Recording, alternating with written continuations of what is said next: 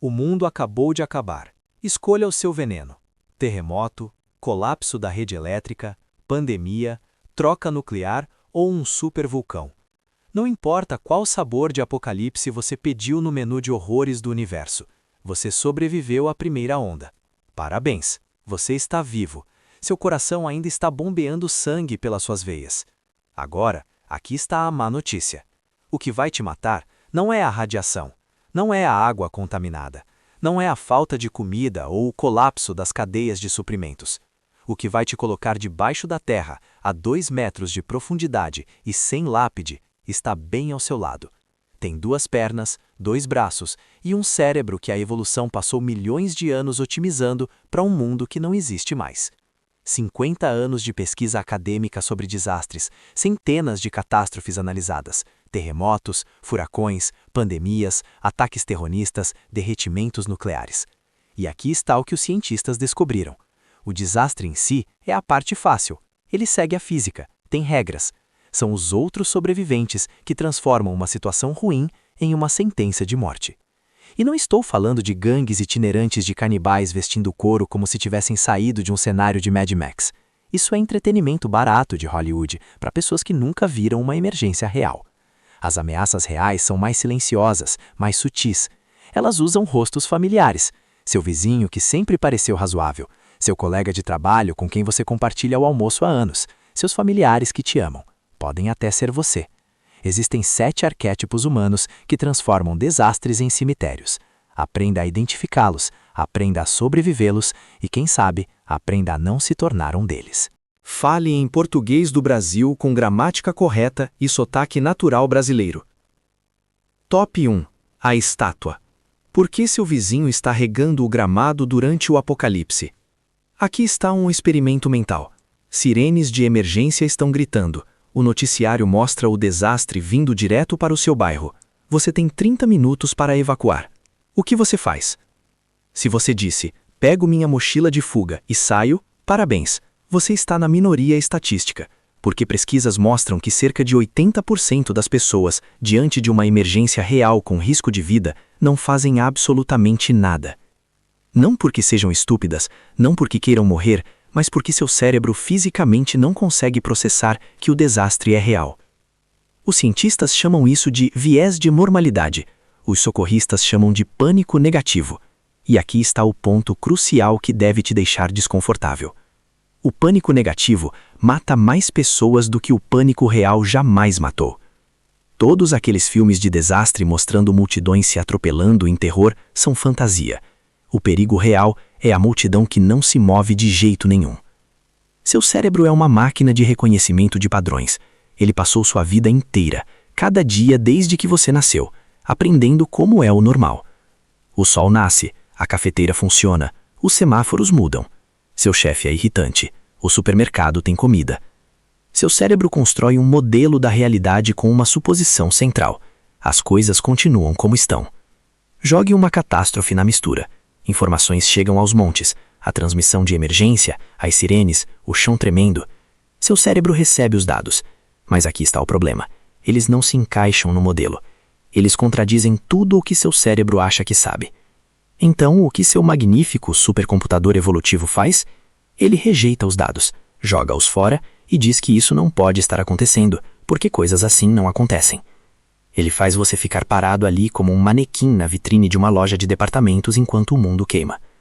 O Titanic é o exemplo perfeito. O navio atingiu o iceberg às 23h40 e afundou às 2h20. Foram 2 horas e 40 minutos, tempo suficiente para colocar todos nos botes salva-vidas se tivessem se movido com propósito. Mas os sobreviventes relataram passageiros sentados calmamente no salão jogando cartas, recusando-se a acreditar que o navio inafundável poderia afundar. Mais de 1.500 pessoas morreram porque seus cérebros não conseguiram atualizar o modelo rápido o suficiente. Acha que isso foi apenas estupidez de 1912? As pessoas naquela época não tinham nossa educação ou tecnologia. Furacão Katrina, 2005.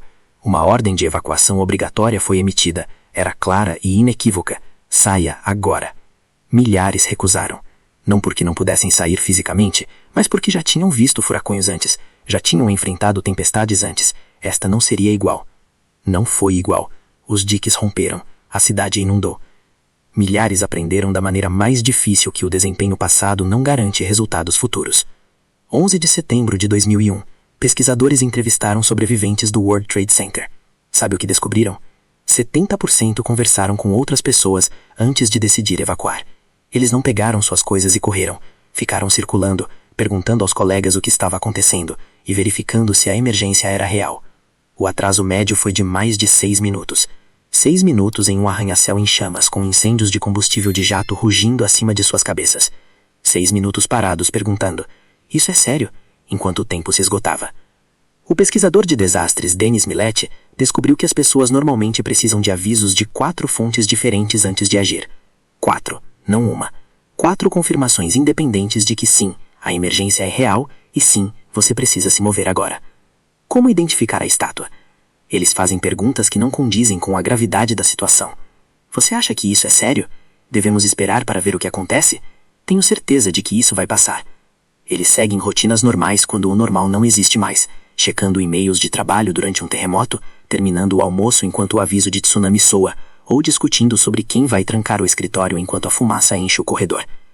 E aqui está a parte realmente perigosa. A estátua não coloca apenas a si mesma em perigo, ela ancora todos ao seu redor. Quando você está assustado e incerto, você olha para os outros em busca de pistas sobre como se comportar. Isso se chama prova social. Se as pessoas ao seu redor estão calmas, seu cérebro interpreta isso como evidência de que não há perigo real. A negação da estátua torna-se contagiosa. Sua resposta de congelamento se espalha para todos ao redor. Como sobreviver à estátua? Primeiro, reconheça que você pode ser uma. Planeje previamente suas respostas de emergência. Conheça as rotas de evacuação antes de precisar delas. Ensaie os cenários em sua cabeça, porque quando o desastre atingir, você não estará à altura da ocasião. Você cairá ao seu nível de preparação. Isso não é um slogan de pôster motivacional, são décadas de pesquisa sobre o desempenho humano sob estresse. Segundo, não espere por um consenso. Se você perceber perigo, haja. Deixe que o constrangimento social de estar errado supere a consequência terminal de estar certo, mas congelado. As estátuas que sobrevivem são quase sempre as que estavam ao lado de alguém que as agarrou pelo colarinho e as arrastou fisicamente para a segurança. Terceiro, use comandos concretos e específicos. Precisamos sair não funciona em um cérebro preso na negação. É abstrato demais. Levante-se, vá até a porta, siga-me até o carro. Agora isso dá ao cérebro congelado um roteiro a seguir. A ação vence a análise quando o tempo está correndo. A estátua é perigosa, porque parece completamente normal até o momento em que morre. Não está gritando, não está correndo em círculos, apenas está lá parada, esperando que o mundo faça sentido novamente. Não fará. Falem em português do Brasil com gramática correta e sotaque natural brasileiro. Top 2. O especialista. Dunning-Kruger com uma mochila de fuga. Você conhece esse cara. Você definitivamente já encontrou esse cara. Talvez você tenha ficado preso em um churrasco com esse cara enquanto ele te encurralava por 45 minutos explicando sua estratégia abrangente de sobrevivência. Ele assistiu a todos os episódios de todos os programas de preppers. Tem uma mochila de fuga com 73 itens cuidadosamente selecionados que ele nunca usou em uma emergência real. Leu os livros, assistiu a centenas de horas de vídeos no YouTube e tem opiniões sobre filtragem de água que deixariam um engenheiro envergonhado. Ele está absoluta e catastroficamente certo de que quando o colapso vier, ele ficará bem. Ele também é, estatisticamente falando, o mais propenso a matar a si mesmo e a todos que o seguirem. Bem-vindo ao efeito Dunning-Kruger, edição de desastres. Em 1999, os psicólogos David Dunning e Justin Kruger publicaram uma pesquisa na Cornell que mudou a forma como entendemos a estupidez humana. A descoberta deles foi elegante e aterrorizante. Quanto menos competente alguém é em uma tarefa, mais superestima suas habilidades. Quanto mais competente alguém é, mais se subestima. Idiotas pensam que são gênios, gênios pensam que são comuns. O universo tem um senso de humor sombrio. A primeira regra do Clube Dunning-Kruger é que você não sabe que é membro do Clube Dunning-Kruger. O Homeland Security Affairs publicou um estudo examinando sobreviventes de desastres naturais e ataques terroristas. Os resultados deveriam fazer seu sangue gelar. 73% dos sobreviventes de desastres naturais exibiram indicadores claros de Dunning-Kruger, confiantes, certos e errados. Ainda mais perturbador, pessoas que se identificavam como figuras de autoridade ou especialistas mostraram exatamente o mesmo viés. Sua confiança não estava correlacionada com a competência real, estava correlacionada com sua autoconfiança. Eles se sentiam especialistas, então agiam como especialistas, independentemente de saberem o que estavam fazendo. Outro estudo na Weather, Climate and Society analisou a tomada de decisões em condições meteorológicas severas. As pessoas com um menor conhecimento objetivo sobre o clima eram as mais confiantes em seu conhecimento climático. Esse excesso de confiança traduziu-se diretamente em piores decisões de abrigo durante tempestades reais. Pessoas que sabiam menos fizeram escolhas piores com absoluta certeza. Como identificar o especialista? Procure por certeza em situações que exigem humildade. Eu tenho isso sob controle. Eu sei exatamente o que fazer.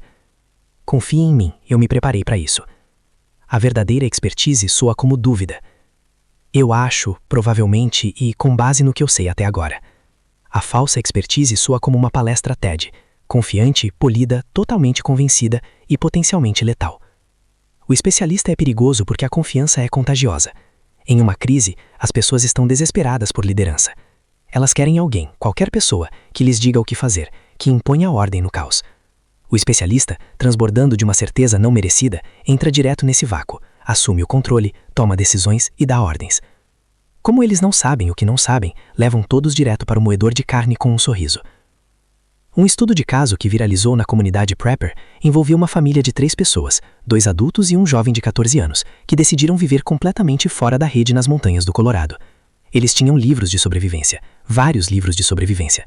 Eles assistiram a dezenas de tutoriais no YouTube e construíram um abrigo improvisado usando técnicas que estudaram online. Eles tinham lonas. Estavam, em sua própria estimativa, completamente preparados. Foram encontrados mortos na primavera seguinte. Os relatórios de autópsia indicaram desnutrição e inanição. Não havia comida no acampamento. Todo o conhecimento teórico do mundo e nenhuma experiência prática para aplicá-lo. A lacuna entre eu li sobre isso e eu realmente fiz isso é medida em túmulos. A verdade desconfortável sobre a preparação para desastres que o especialista nunca compreende é que quanto mais você realmente sabe, mais percebe o quão pouco sabe. A competência real vem com humildade, porque a competência real significa entender as 1000 maneiras pelas quais as coisas podem dar errado. A confiança do especialista não é um sinal de preparação, é ignorância embrulhada em um pacote brilhante. Como sobreviver ao especialista? Primeiro, desconfie profundamente da certeza.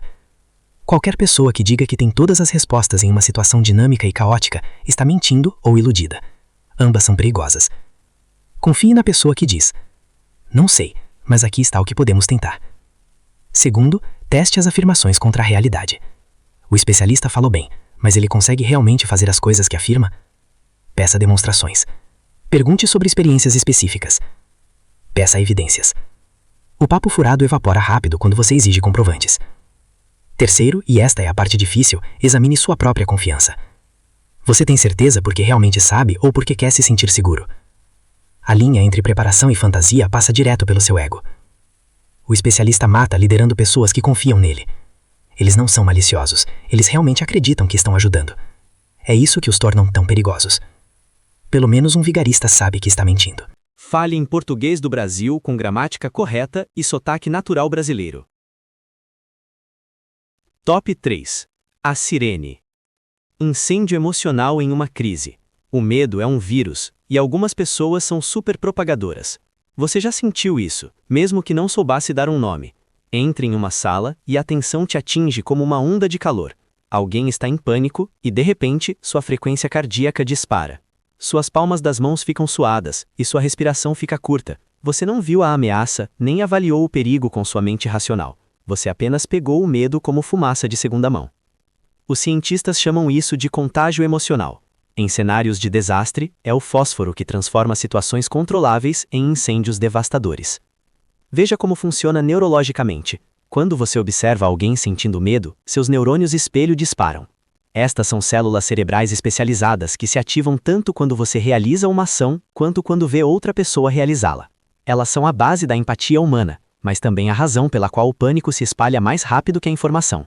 Sua amígdala, o centro de detecção de ameaças do cérebro, processa sinais emocionais antes mesmo de sua mente consciente registrar.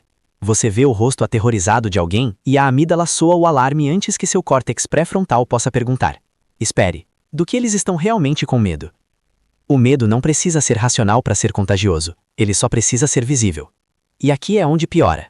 Um estudo de 2018 realizado pelos pesquisadores Nakahashi e Otsuki descobriu algo contraintuitivo. Em grupos menores, o contágio do medo é mais intenso, não menos. Você pode pensar que um grupo de sobrevivência unido seria mais estável emocionalmente, mas estaria errado. Quanto mais próximos os laços sociais, mais rápido as emoções se espalham. Seus melhores amigos e sua família são seu maior risco de infecção quando se trata de pegar o pânico. A sirene amplifica o medo em vez de gerenciá-lo. São eles que gritam enquanto outros tentam pensar, catastrofizando cada contratempo como morte certa, e precisando que todos compartilhem seu pânico porque a miséria adora a companhia e o terror é solitário. Durante a Covid-19, pesquisadores que estudaram as redes sociais encontraram o que chamaram de efeito de convergência emocional. O medo individual tornou-se medo coletivo, que se transformou em histeria em massa mediada pela rolagem interminável de postagens ansiosas e previsões apocalípticas. Cada manchete assustadora compartilhada, cada tópico em pânico amplificado. Em comunidades online de depressão, fóruns projetados para ajudar as pessoas a lidar com a situação, os pesquisadores descobriram que o efeito de contágio na verdade piorava os participantes. Postagens contendo pensamentos suicidas desencadeavam medo e desespero nos comentários, criando ciclos de feedback que aprofundavam a crise. A sirene não precisa de redes sociais. Em cenários de desastre face a face, eles são ainda mais eficazes. A voz carrega emoção. As expressões faciais transmitem terror. A linguagem corporal grita a ameaça, mesmo quando a boca está em silêncio. Uma sirene em um abrigo cheio de sobreviventes pode desmoronar o moral do grupo mais rápido do que qualquer má notícia. A doença psicogênica em massa, o que costumava ser chamado de histeria em massa, é bem documentada. Grupos de pessoas desenvolvem sintomas físicos reais sem causa física identificável. Escolas, fábricas e comunidades experimentam ondas de náusea, desmaios e dificuldade para respirar, não por causa de qualquer toxina ou patógeno, mas porque o medo e a ansiedade se tornaram fisicamente contagiosos. O corpo manifesta o que a mente acredita. Como identificar a sirene? Eles não são difíceis de encontrar. São a pessoa mais barulhenta da sala. Seu medo é performático, externalizado, e exige atenção. Eles fazem perguntas destinadas a ampliar a preocupação em vez de buscar informação. E se piorar? E se não conseguirmos? E se não houver ajuda vindo? Cada pergunta é uma faísca lançada em grama seca. Como sobreviver à sirene? Primeiro, distância física. O contágio emocional enfraquece com a separação. Se você não puder remover a sirene do grupo, remova-se para uma distância segura. Seus neurônios espelho precisam de contato visual e proximidade para funcionar em potência máxima. Segundo, designe calma. O contágio emocional funciona em ambas as direções. Uma presença calma se espalha tão facilmente quanto uma em pânico. Identifique as pessoas emocionalmente mais estáveis em seu grupo e amplifique sua influência. Deixe-as falar primeiro e defina um tom. Terceiro, exija firmeza em sua coluna. Interrompa o ciclo de contágio. Quando a sirene começar sua área, redirecione-a com tarefas concretas. Eu te ouço, estamos todos com medo agora. Preciso que você me ajude a contar as garrafas de água. O medo se alimenta da ambiguidade. A ação o mata de fome. Quarto, disciplina de informação. A sirene prospera com boatos e especulações. Combata-as com fatos, mesmo que sombrios. Temos 3 dias de comida, é mais assustador do que podemos ficar bem, mas é racionável. O medo sem informação paralisa. O medo com informação motiva. A sirene é perigosa, porque geralmente não é maliciosa, apenas está aterrorizada, e processando esse terror em voz alta, sem saber que seu processamento está infectando a todos. Eles não estão tentando ferir o grupo, eles estão apenas se afogando e agarrando qualquer pessoa ao alcance. Fale em português do Brasil com gramática correta e sotaque natural brasileiro. Top 4. O gafanhoto. Estocagem como esporte competitivo. Lembra do papel higiênico? Em março de 2020, um vírus respiratório estava se espalhando globalmente. Bloqueios foram anunciados e, de repente, inexplicavelmente, a mercadoria mais valiosa da Terra era o papel higiênico. As pessoas estavam literalmente brigando nos corredores dos supermercados por causa de papel. As prateleiras ficavam vazias em poucas horas. As redes sociais foram inundadas com fotos de carrinhos de compras empilhados. Papel higiênico para uma doença respiratória. Não máscaras, não remédios, não comida, papel higiênico. Para entender o gafanhoto, você precisa entender o que realmente aconteceu. Não se tratava de papel higiênico, tratava-se da resposta do cérebro à incerteza, amplificada pela prova social e acelerada por algoritmos otimizados para o engajamento. Pesquisas comparando compras em pânico com acumulação encontraram diferentes motivadores psicológicos. As compras em pânico correlacionam-se mais fortemente com a escassez percebida, o medo de que algo esteja acabando. A acumulação correlaciona-se com uma intolerância à incerteza, a incapacidade de lidar com o fato de não saber do que você precisará. Os compradores em pânico pegam tudo porque acham que os suprimentos estão desaparecendo. Os acumuladores pegam tudo porque não conseguem lidar com a ansiedade de possivelmente precisar de algo que não tem. Em um desastre, você encontrará ambos os tipos, e ambos são perigosos pelo mesmo motivo. Eles retiram recursos da comunidade exatamente quando a comunidade mais precisa deles. Aqui está o mecanismo que impulsionou o apocalipse do papel higiênico, o contágio social da acumulação. Bastam algumas pessoas comprando a mais para criar prateleiras vazias.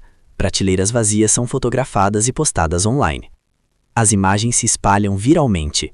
Todos veem evidências de escassez, então todos correm para comprar a mais. mais prateleiras vazias, mais fotos, mais compras. É um ciclo de feedback que não tem nada a ver com a oferta real e tudo a ver com a competição percebida. A economista comportamental Ayelet Fishbach explicou perfeitamente.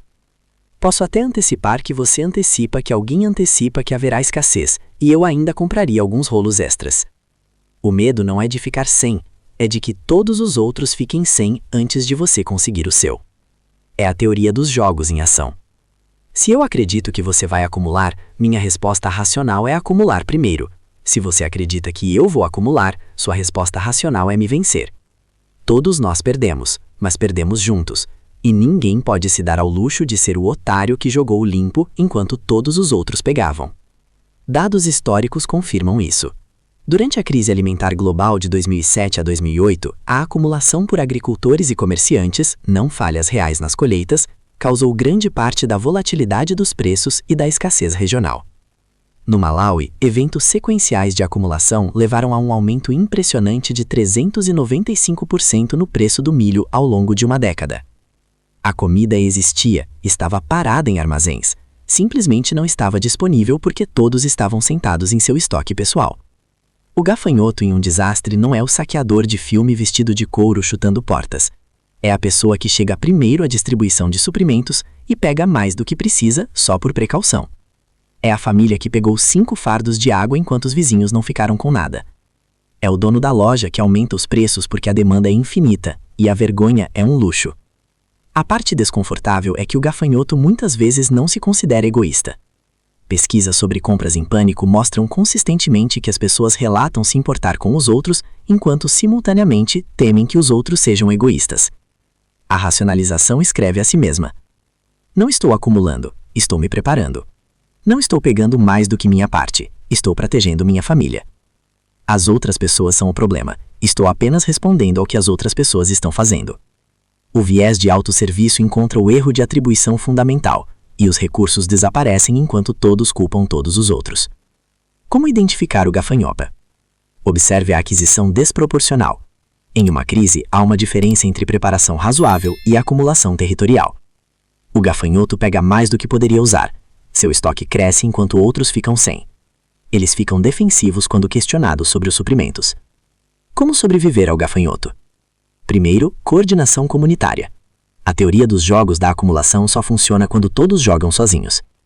A gestão cooperativa de recursos, unir suprimentos, distribuir de forma justa e rastrear as necessidades da comunidade quebra a dinâmica competitiva. É muito mais difícil justificar pegar 5 quando todos sabem que você só precisa de 2. Segundo, comunicação precoce e honesta sobre a escassez. Pesquisas mostram que restrições de compra, limites por cliente, na verdade reduzem as compras em pânico, embora tecnicamente aumentem a escassez percebida.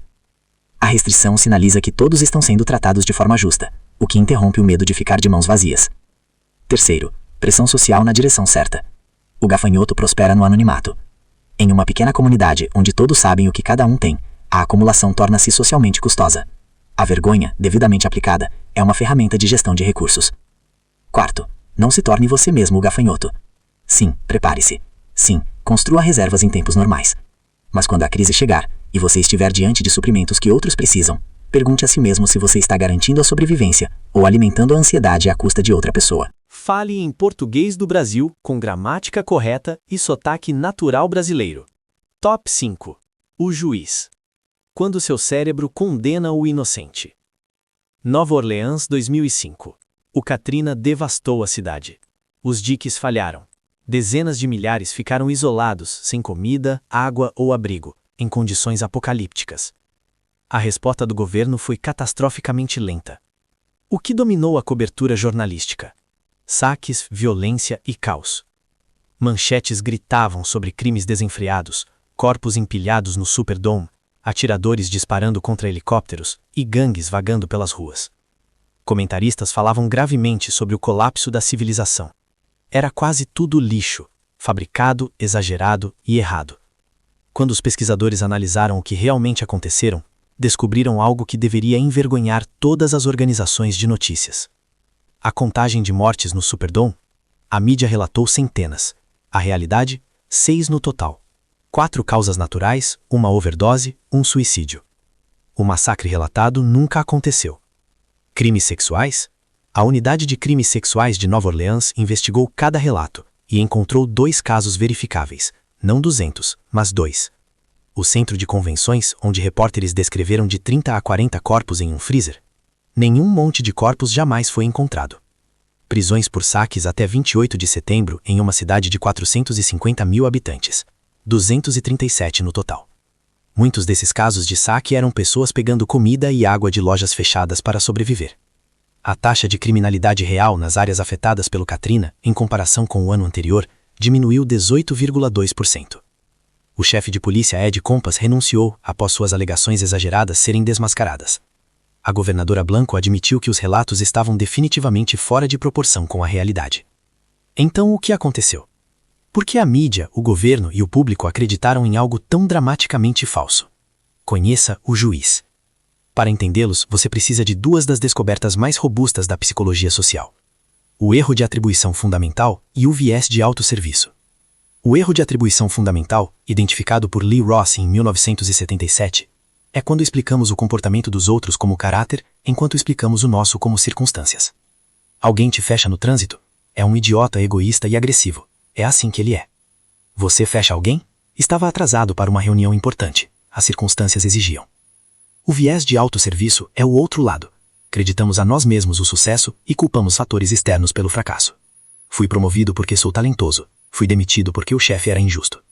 Combine isso e você terá o juiz, avaliando os outros com dureza enquanto avalia a si mesmo com generosidade, vendo o pior em estranhos e o melhor em seu próprio reflexo. Ao enfrentar um desastre ao lado de pessoas que não conhecem, eles assumem automaticamente que esses estranhos são perigosos, egoístas ou criminosos. Na cobertura do Katrina, houve outra camada. Muitos sobreviventes isolados eram pobres e negros. O erro de atribuição fundamental combinou-se com estereótipos existentes, para produzir uma narrativa que se ajustava ao que os telespectadores esperavam. 2 fotografias viralizaram, comparando comportamentos idênticos descritos de forma diferente. Uma pessoa negra saqueando um supermercado versus pessoas brancas encontrando suprimentos. Mesma ação, julgamento diferente. O juiz não precisa de racismo para operar, mas o racismo torna o juiz mais eficiente. Aqui está porque o juiz é perigoso. 50 anos de sociologia de desastres mostram que a resposta dominante à catástrofe é pró-social, não antissocial. As pessoas ajudam umas às outras. Estranhos tornam-se uma comunidade. O espectador heróico não é a exceção, é a regra estatística. Mas o juiz não vê isso, não consegue ver isso. Eles veem cada estranho como uma ameaça potencial. Tratam a cooperação como ingenuidade e a confiança como fraqueza. Eles transformam aliados potenciais em inimigos imaginários, e sua paranoia, transmitida com força suficiente, torna-se uma profecia autorrealizável. Trate as pessoas como inimigas por tempo suficiente e elas começarão a agir como inimigas. Como identificar o juiz? Ouça generalizações amplas. Não se pode confiar em ninguém lá fora. As pessoas mostram quem realmente são em uma crise. É cada um por si. Eles oferecem absolutos confiantes sobre a natureza humana, geralmente citando o bom senso ou como as pessoas realmente são. Como sobreviver ao juiz? Primeiro, combata a narrativa deles com dados, não com opinião. A pesquisa é clara. A maioria das pessoas se ajuda em desastres. As exceções viam notícia precisamente porque são exceções. Segundo, demonstre confiabilidade através da ação. O modelo do juiz baseia-se à expectativa, não na experiência. Cada interação cooperativa que corre bem é evidência contra a visão de mundo deles. Terceiro, não deixe o juiz isolar você de aliados potenciais. O medo deles é contagioso, não emocional como a sirene, mas ideológico. Eles argumentarão que a cooperação é perigosa e confiar nos outros é tolice. Avalie esse argumento contra evidências reais. Quarto, observe a si mesmo. Todos carregamos um pouco do juiz dentro de nós. O erro de atribuição fundamental não é uma falha de caráter, é uma configuração padrão da cognição humana. Capturá-lo requer esforço consciente. Top 6. O cowboy. Quando o heroísmo se torna um risco. Todo filme de desastre tem a alma corajosa avançando em direção ao perigo para salvar outros, o herói altruísta arriscando tudo quando as chances são impossíveis, o protagonista realizando o resgate ousado enquanto a música sobe. Em desastres reais, essa pessoa muitas vezes cria mais vítimas. Conheça o cowboy. Antes de pensar que estou dizendo que ajudar os outros é ruim, vá devagar. Ajudar os outros é bom. O comportamento pró-social é a base da sobrevivência comunitária. Mas há uma diferença crítica entre ajudar os outros e bancar o herói. E o cowboy não sabe onde está essa linha. O cowboy é a pessoa sem treinamento que corre para dentro de um prédio desabado porque tem que fazer alguma coisa. Eles são um nadador forte que se afoga tentando salvar alguém em uma corrente de retorno. Eles são o vizinho bem-intencionado que remove uma vítima de acidente de carro com uma possível lesão na coluna, transformando uma lesão recuperável em paralisia permanente. Eles são o civil armado enfrentando um atirador ativo sem treinamento, coordenação ou consciência situacional. O caminho para eventos com múltiplas vítimas é pavimentado com boas intenções e competência insuficiente. O cowboy é movido por uma ilusão de controle, a crença de que pode influenciar resultados que, na verdade, são determinados por fatores além de seu controle. Combinado com o efeito Dunning-Kruger, eles não sabem o que não sabem, então não sabem que não são qualificados. Há também o status. Ser o herói traz uma sensação boa, satisfaz necessidades psicológicas profundas de significância, coragem e valor social. O cowboy não está apenas tentando ajudar, ele está tentando ser o tipo de pessoa que ajuda. Essa sutil mudança de resolver o problema para ser visto resolvendo o problema cria incentivos perversos. Os socorristas têm um termo para civis não treinados que correm para zonas de perigo: vítimas secundárias. O cowboy não falha apenas em ajudar, ele se torna outra pessoa que precisa de resgate, consumindo recursos destinados às vítimas originais. Nos piores casos, ele faz com que outras pessoas morram tentando salvá-lo. Estudos sobre afogamento mostram consistentemente que mortes significativas envolvem supostos socorristas. O padrão é tragicamente previsível. A pessoa A entra em apuros. A pessoa B, sem treinamento em salvamento aquático, pula. A pessoa A, em pânico, agarra a pessoa B. A pessoa B é puxada para baixo. 2 vítimas de afogamento em vez de uma. O mesmo padrão ocorre em desabamentos estruturais, incêndios, vazamentos químicos e violência ativa. Intervenções bem intencionadas sem treinamento, equipamento ou coordenação aumentam o número de corpos. E aqui está o corolário desconfortável. Às vezes, a síndrome do cowboy impede as pessoas de fazerem a única coisa que realmente ajudaria. Durante os primeiros minutos do tiroteio na Boate Pulse, alguns sobreviventes relataram que as pessoas hesitaram em fugir porque queriam ajudar os outros, um impulso nobre, mas também contraproducente quando o melhor a se fazer é sair, ficar em segurança e orientar os socorristas profissionais. Como identificar o cowboy? Eles querem agir antes de pensar. Eles resistem a esperar por ajuda profissional porque esperar parece covardia. Eles falam sobre o que tem que fazer em vez do que seria eficaz. Eles estão mais focados em seu papel na história do que nos resultados. Como sobreviver ao cowboy, inclusive ao que habita dentro de você? Primeiro, treine antes da crise. A diferença entre um cowboy e um herói real é a competência. Faça um curso de primeiros socorros. Faça treinamento de resposta à crise. Entenda suas capacidades reais versus as imaginadas. Se você quer ser útil, esforce-se antes de ser testado. Segundo, coordene antes de agir. Socorristas profissionais treinam obsessivamente a coordenação, porque uma resposta não coordenada cria o caos. Antes de avançar, pergunte: quem mais está respondendo? Qual é a situação? O que é realmente necessário? Quem está no comando? Terceiro, conheça seus limites. A coisa mais difícil para um cowboy aceitar é que às vezes o melhor a fazer é nada. Fique para trás. Não aumente a contagem de vítimas. Espere por pessoas que saibam o que estão fazendo.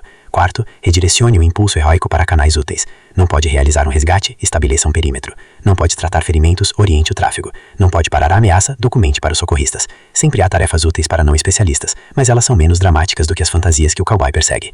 O cowboy quer ser o personagem principal. Histórias de desastres reais não têm personagens principais. Elas têm sobreviventes e vítimas. Fale em português do Brasil com gramática correta e sotaque natural brasileiro. Top 7. O espelho.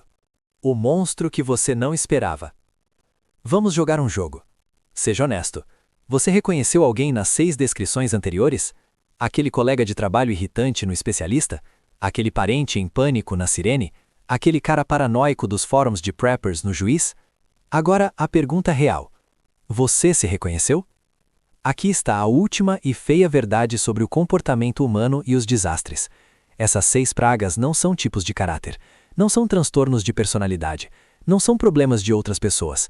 São vulnerabilidades cognitivas que existem em cada cérebro humano, incluindo o seu e o meu. O viés de normalidade afeta 80% das pessoas em emergências. Isso não é uma minoria de pensadores defeituosos, é a resposta humana padrão. Você está estatisticamente propenso a congelar quando mais importa. O efeito Dunning-Kruger não discrimina com base em inteligência ou educação. Pesquisas mostram que ele afeta médicos, pilotos, sobreviventes de desastres, gestores de emergência e até especialistas que analisam outros especialistas. As únicas pessoas parcialmente imunes são aquelas que se treinaram para questionar sistematicamente sua própria competência, e mesmo elas não estão totalmente protegidas. O contágio emocional é neurológico. Seus neurônios espelho disparam quer você queira ou não. Você não pode optar por sair da empatia, o que significa que não pode optar por não pegar o medo. A única questão é se você o espalha mais ou interrompe o ciclo. O erro de atribuição fundamental é tão universal que forma a base conceitual da psicologia social. Não é um viés que você tem, é um viés que você é. Então, quando você estava lendo essas descrições sentindo-se superior a todas aquelas pessoas falhas, qual viés cognitivo você estava demonstrando? Exatamente. Você estava sendo o juiz e o especialista, confiante em sua própria imunidade a fraquezas que conseguia ver claramente nos outros. Este é o espelho. Olhar para ele com honestidade é a habilidade de sobrevivência mais importante que você jamais desenvolverá. Pesquisas mostram que as pessoas que melhor sobrevivem a desastres não são as que têm mais equipamentos ou mais confiança. Não são nem as que têm mais treinamento, embora o treinamento ajude. São aquelas que mantêm uma autoconsciência precisa sob estresse, que se pegam congelando e superam isso, que sentem o pânico subindo e escolhem não espalhá-lo, que reconhecem quando a confiança está ultrapassando a competência e que veem os outros como aliados potenciais, em vez de ameaças automáticas. Isso é metacognição, pensar sobre o seu próprio pensamento, e é treinável. Pesquisas de inoculação de estresse realizadas com militares, socorristas e forças policiais mostram que a exposição controlada a estressores gerenciáveis constrói resiliência para os maiores. Você pode praticar a tomada de decisões sob pressão. Ensaie respostas de emergência até que se tornem automáticas. Ensine ao seu cérebro novas configurações padrão. Uma revisão sistemática da Rand Corporation de 115 estudos descobriu que o treinamento de resiliência, intervenções de mindfulness e abordagens cognitivo-comportamentais mostram efeitos positivos no desempenho sob estresse. Os socorristas que passaram por treinamento mostraram melhorias mensuráveis no afeto negativo, depressão e níveis de estresse. As 7 pragas não são inevitáveis, não fazem parte da natureza humana como leis imutáveis da física. São bugs no software cognitivo, bugs que podem ser identificados, compreendidos e corrigidos com autoconsciência e treinamento. Então, aqui estamos. Você agora sabe mais sobre a psicologia real de desastres do que a maioria dos sobrevivencialistas jamais aprenderá. Você sabe que a maior ameaça não é o terremoto, a pandemia ou a falha na rede elétrica. São os 15 centímetros entre suas orelhas. A estátua, o especialista, a sirene, o gafanhoto, o juiz, o cowboy e o espelho. 7 pragas esperando para transformar sobreviventes em vítimas. O que você faz com esse conhecimento? Você poderia descartá-lo, decidir que esses problemas afetam outras pessoas, não você, deslizar de volta para a certeza confortável do especialista ou para a culpa conveniente do juiz. Este é o caminho fácil, mas também o caminho para uma cova rasa. Ou você pode fazer o trabalho. Treine sua resposta a crises. Pratique decisões sob pressão. Construa relacionamentos com vizinhos antes de precisar deles. Aprenda a reconhecer as pragas em você mesmo antes que elas se metastatizem em uma emergência real. O colapso, seja qual for a forma que tome, não vai se importar com sua lista de equipamentos. Não vai se impressionar com sua educação no YouTube. Não vai parar enquanto você tenta se situar na realidade. Ele vai testar sua mente. Você vai passar ou falhar com base na preparação que fez ou deixou de fazer quando teve a chance. A comunidade prepper é obcecada por equipamentos. Filtros de água, armas, armazenamento de alimentos. Tudo importante. Mas você pode ter o melhor equipamento da Terra, e se seu cérebro entrar no congelamento da estátua, você morre com uma mochila de fuga cheia nas costas. Décadas de experiência não significam nada se lhe deram a falsa confiança do especialista. O cérebro humano é o equipamento de sobrevivência mais importante que possui, mas a maioria das pessoas nunca o treina. Existe um conceito na sobrevivência chamado Gray Man, a pessoa que se mistura e sobrevive passando despercebida. Mas há outro tipo de que ninguém fala, o psicologicamente cinza. Nem congelado, nem em pânico. Nem super confiante, nem desamparado. Nem espalhando medo, nem fugindo dele. Apenas competente, adaptável e resiliente. Isso não é um tipo de personalidade, é um conjunto de habilidades. Habilidades podem ser aprendidas. As 7 pragas são reais, documentadas e estão esperando em suas vias neurais, prontas para serem ativadas quando os hormônios do estresse surgirem. Mas elas não precisam vencer. Você sabe que elas estão lá agora. A consciência é o anticorpo. O próximo desastre está chegando. Não é uma questão de se, mas de quando. E quando ele chegar, você será uma de duas coisas, um portador da praga ou um sobrevivente. A escolha é sua. Só não demore muito para tomá-la. Se esta análise da psicologia humana mudou a forma como você vê as pessoas ao seu redor, por favor, inscreva-se e curta o canal. Estamos revelando as verdades ocultas da sobrevivência que os outros ignoram. Prepare sua mente para o futuro. O próximo mergulho profundo na psique humana será aberto em breve.